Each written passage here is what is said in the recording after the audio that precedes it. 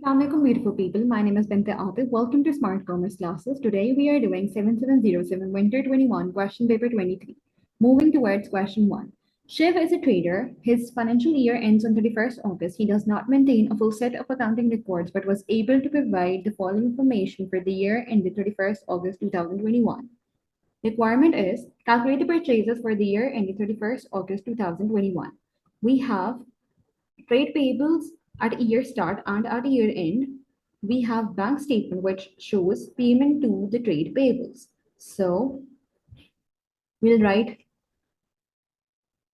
closing trade payables, that is 29,600. Then we have payment to trade payables, that is 25,700. Then we have less opening trade payables, that is 32,600. This will give us purchases for the year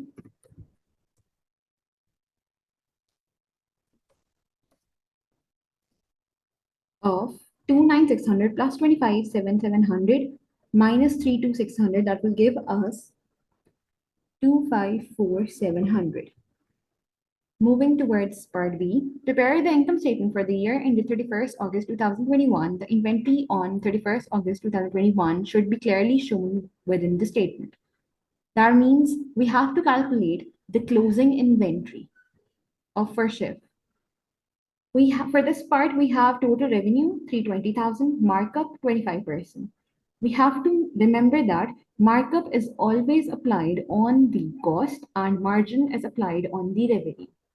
So we have markup 25%. That means the cost will be 100. We have sales. I'm doing this rough part over here.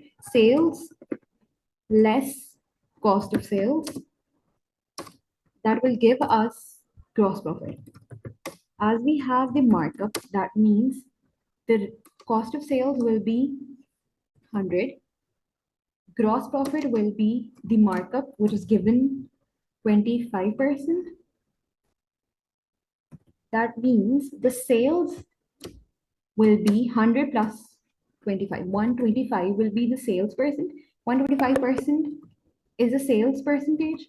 The cost of sales will be 100% and the gross profit will be 25%. We have to memorize that margin and markup is always another name of the gross profit. If it's written markup, that means cost of sales will be 100%.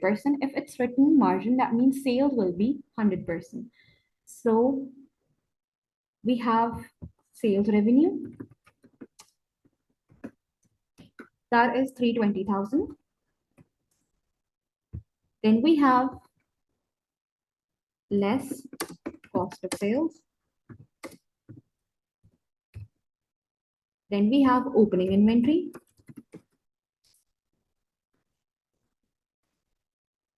Then we have purchases.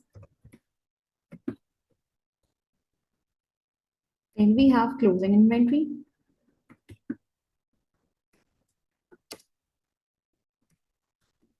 And then gross profit.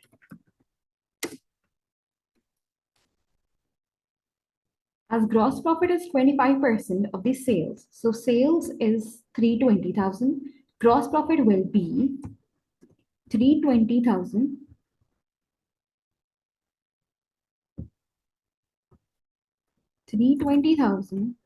multiplied by 25%. That will give us 25,600. Okay. Then we have, sorry, 64,000. And cost of sales would be 320,000 minus 64,000, 256,000, or we can write cost of sales 320,000 Or we can write 320,000, that is sales. Sales divided by sales percentage multiplied by cost of sales percentage. That means 320,000 divided by 125 multiplied by 100, that will give us 256,000. Okay, now we have less expenses. Then we have provisions for doubtful debt. Then we have depreciation. Purchases are 254,700. I'm erasing it. Okay. Purchases are 254,700. Then we have opening inventory. Opening inventory is inventory at cost 235,500. 235,500.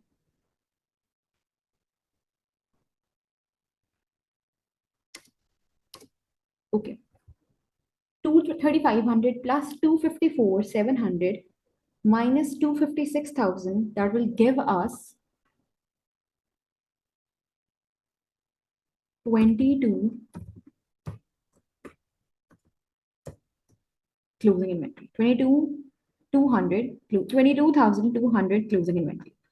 Then we have expenses, and expenses are in bank account summary. We have expenses 34,000. Then we have expenses owing. Expenses owing are 400. Then it's written Shiv had withdrawn 900 for the family holiday during the year. He had included this in the expenses. Shiv has withdrawn 900 for the family holiday. That means this is the personal or private expense that Shiv has incurred and written it in the business's expenses. So we have to deduct 900 from the expenses. That means we have expenses of 34,000. We'll add 400, that is owing, less 900, that is the drawings. That will give us 33,500. Then we have provisions. Shiv decided to create a provision for doubtful debt of 3% of trade receivables. That means trade receivables are 25900.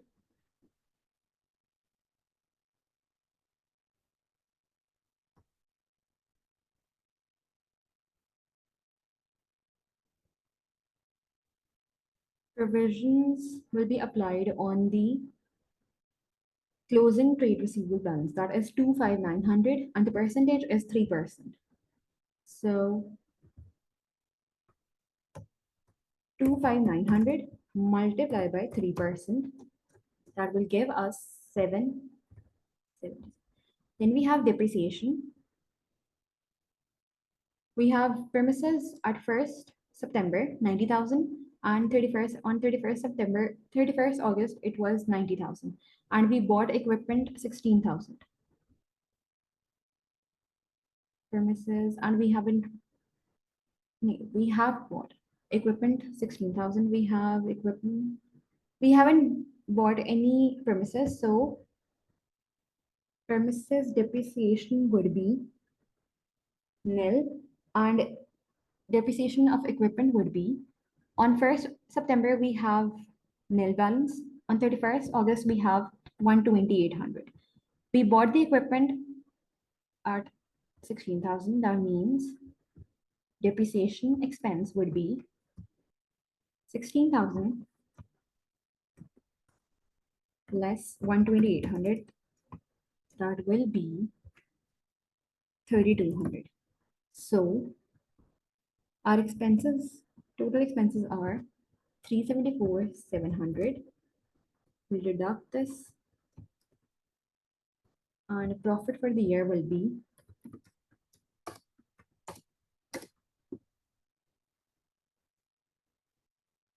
26,523. Moving towards C part. Name the accounting principle Shiv should apply when recording the 900 he had used for the family holiday.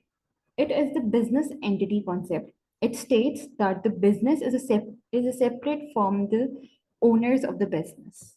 So we'll write business entity over here.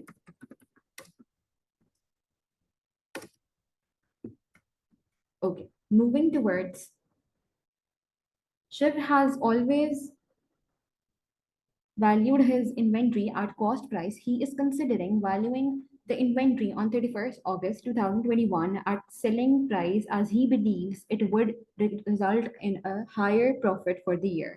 Discuss the implications of Shiv valuing the inventory on 31st August 2021 at selling price.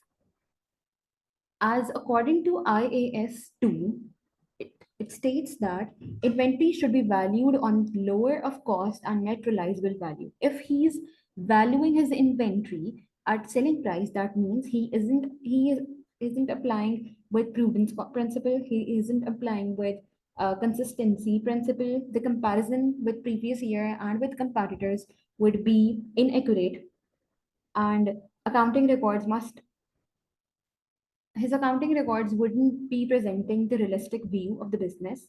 His cost of sales would be understated. His profit would be overstated, and profit will also not show the realistic value.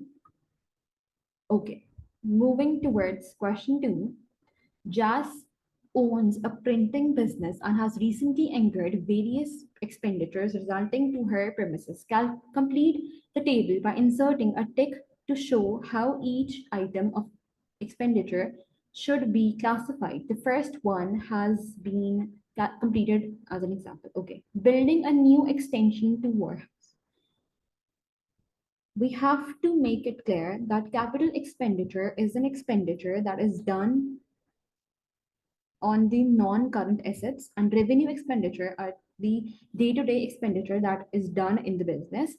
Capital expenditure enhances the worth of the business, and revenue expenditure maintains the worth of the asset. So building a new extension to warehouse that increases the worth of the warehouse. That means this is the capital expenditure. Rates and rent is one and the same thing. Rates on new extension is a revenue expenditure that is paid every month and every year. Carriage cost for roof tiles for new extension. It is the capital expenditure as we have done new extension on the warehouse. That means that enhances the worth of the warehouse. It is done once in a year, and it will be done after many years. So it is the capital expenditure. Legal cost of new extension is the capital expenditure. Repairs to office roof is a revenue expenditure.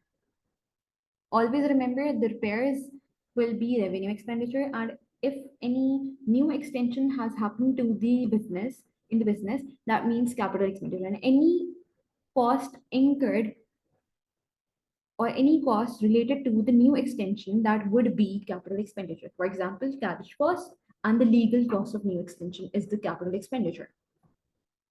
So moving towards B part, Jas' business is expanding rapidly and she needs more warehousing space. Jas can rent an additional warehouse. The rent for the first 6 months would be 40,000. Alternatively, Jas can purchase a warehouse for 900,000. She can obtain a long-term loan of 700,000. Requirement is advise Jas whether she should rent or purchase a warehouse. Justify your answer. So if she rents the warehouse, that means there is no initial cost. There will be little or no maintenance or repair cost. No non-current asset is owned. Premises will be available on the long-term basis. Rent may increase after 6 months or after a year. So the rent is fixed. As it is written, the rent for the first 6 months would be 40,000. That means for the first 6 months, it would be 40,000 if it's It will increase after 6 months.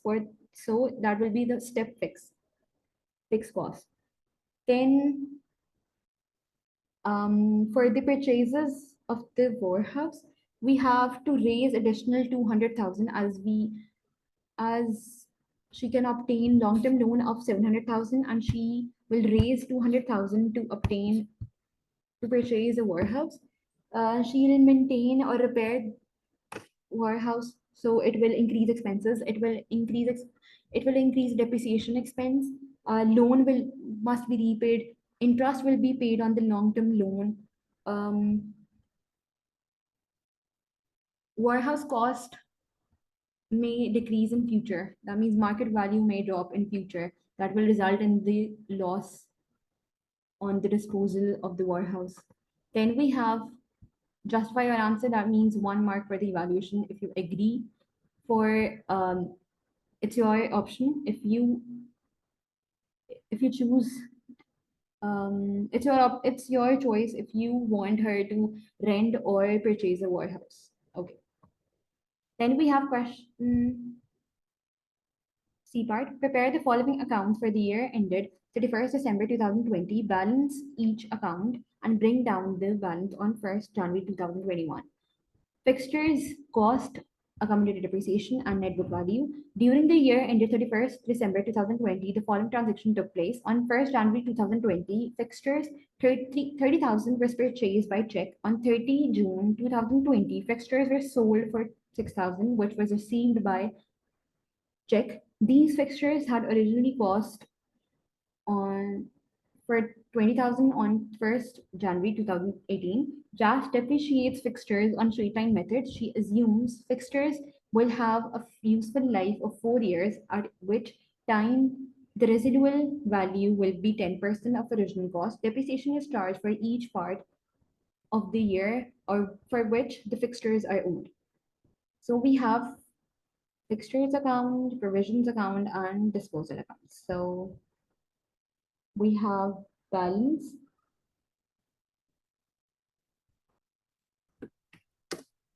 bank. We purchased new asset 30,000 on 1st January 2020.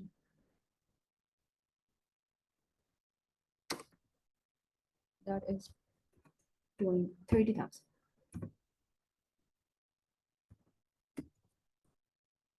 Then we have, then we sold asset costing 20,000. Disposal of 20,000.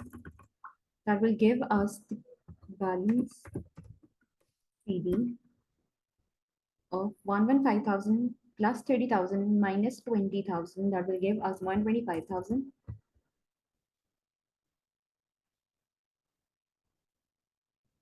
145,000 and 145,000. Then we have balance BD of 125,000.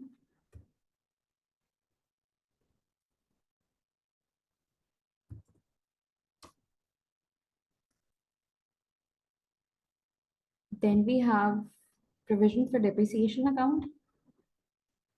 So we'll calculate the depreciation. Income statement will be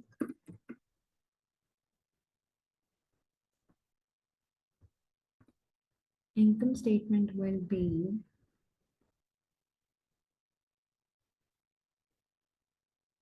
115,000. As we are calculating it on this straight line method, so depreciation is charged for the each part of the year for which the fixtures are owned.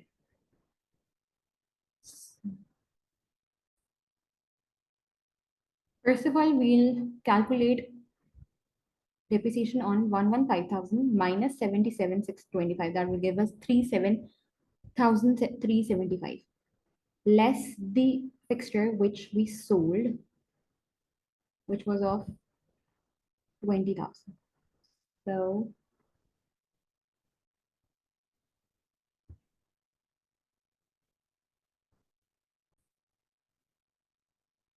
first of all, we have 115,000 and 20,000 of asset which we sold. That means 1,500 minus 20,000 of asset which we sold, multiplied by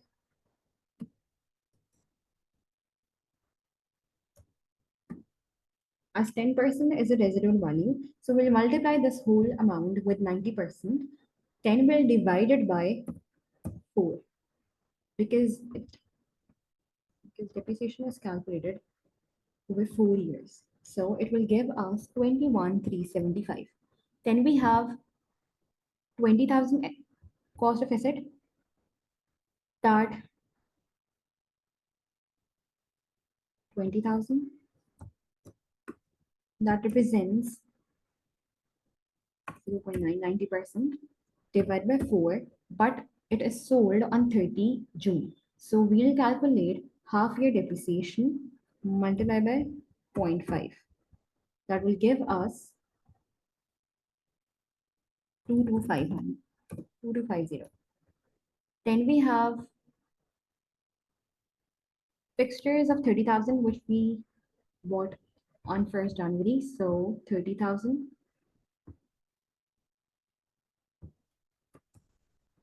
multiplied by 90% because 10% is a residual value. Then we'll divide it by 4. That will give us 6750. So we have disposal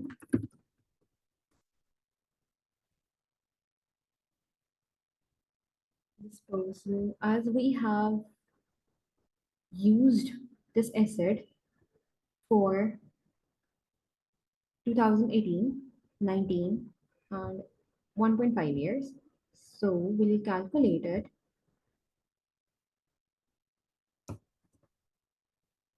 20,000 multiplied by 90% divided by 4.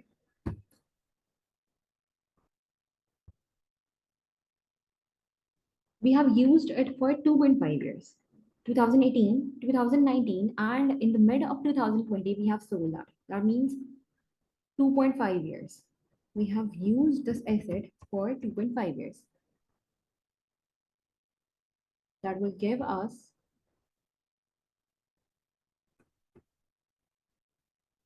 11,250. Then we have balance CD of 96,750 and total of 108,000.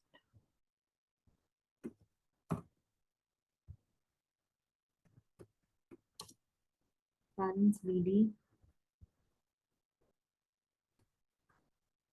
would be 96,750 and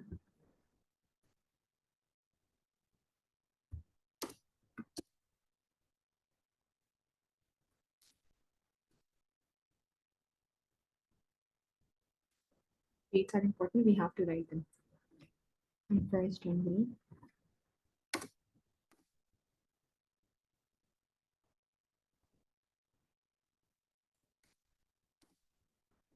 okay. Then we have disposal account.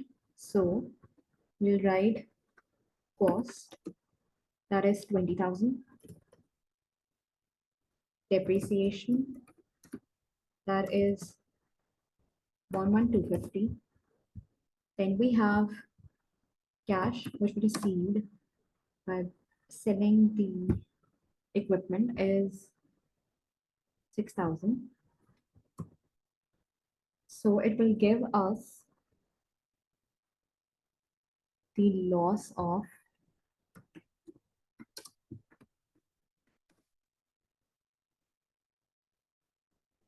it will give us a loss of 2,750.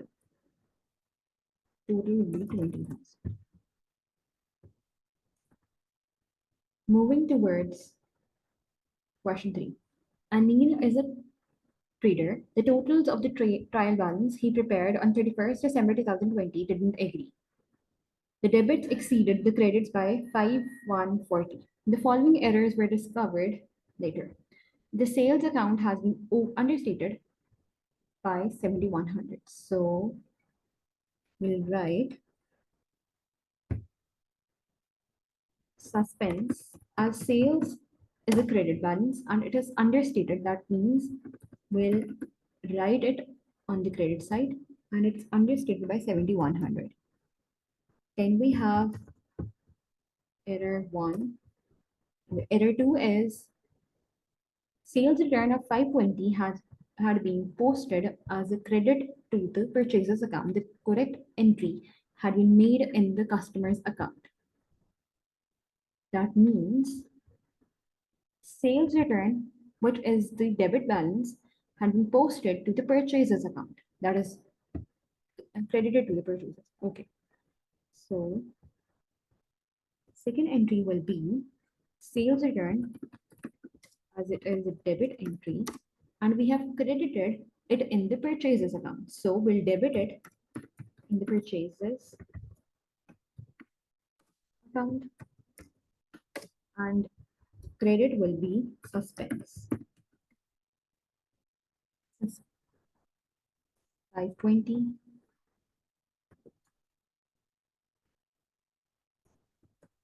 Then we have error 3.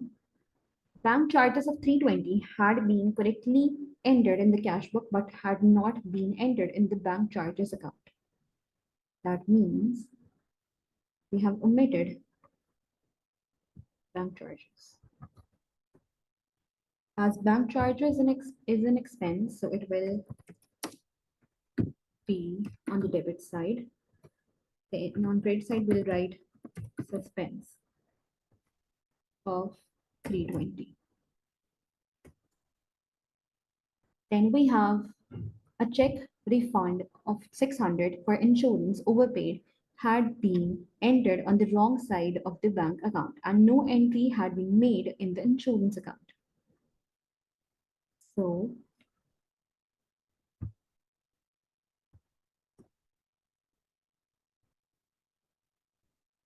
the cash refund, that means we received cash of 600 for insurance overpaid, had been entered on the wrong side of the bank and no entry had been made in the insurance account. So we'll write bank